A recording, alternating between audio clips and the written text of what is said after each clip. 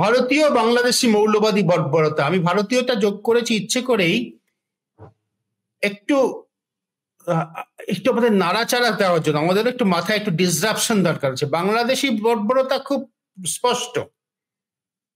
শেখ মুজিবুর রহমানের বাড়ি যখন ভেঙে দেওয়া হয়, যখন তার সারা বাংলাদেশে তার স্মৃতি বিজড়িত সমস্ত জায়গা ভেঙে দেওয়া হচ্ছে, আওয়ামী লীগের নেতাদের বাড়ি ভেঙে দেওয়া হচ্ছে, বুলডোজার দিয়ে গুড়িয়ে দেওয়া হচ্ছে, এবং তার সেনাবাহিনী পুলিশ সেগুলো দাঁড়িয়ে দাঁড়িয়ে দেখছে, সেটাকে বর্বরতা আমরা সকলেই বলছি, লাফালাফি করছি আমাদের এখানে, মানে আমাদের ভারতে। আমরা সত্যিই তো বর্বরতা, কোনো সন্দেহ নেই, নিন্দনীয় বর্বরতা। যে জাতি তার নিজের ইতিহাসকে ভুলে যেতে চায়, সে তো, আমরা তাকে চিরকাল বর্বরই বলে এসেছি।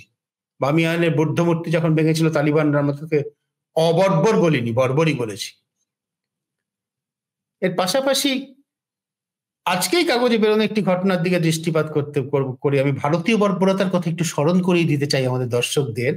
সেটা হচ্ছে এই যে, ভোপালে আইন অনুযায়ী ইন্টারফেথ ম্যারেজ, অর্থাৎ দুই ধর্মের দুই নাগরিক, সাবালক নাগরিক আমাদের দেশে আইন অনুযায়ী বিয়ে করতে পারেন, এখনো বিয়ে করতে পারেন।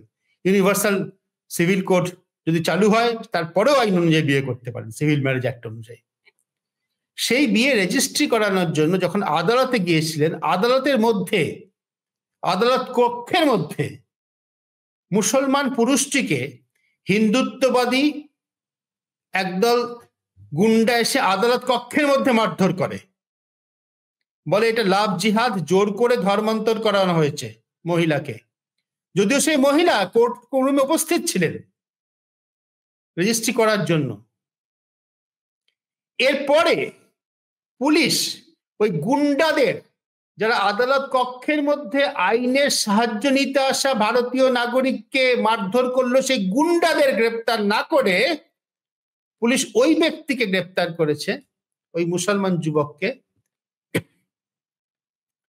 তাকে গ্রেপ্তার করেছে। তিনি নাকি জোর করে ধর্মান্তর করেছেন। এই ভারতীয় বর্বরতার কথা আমরা যেন ভুলে না যাই। আমরা যখন প্রতি মুহূর্তে বলি বাংলাদেশে বর্বরতা চলছে, বাংলাদেশ মৌলবাদী শাসনে চলে গেছে, হয়তো কেন অনেকটাই তো গিয়েছে, চোখে দেখাই যাচ্ছে।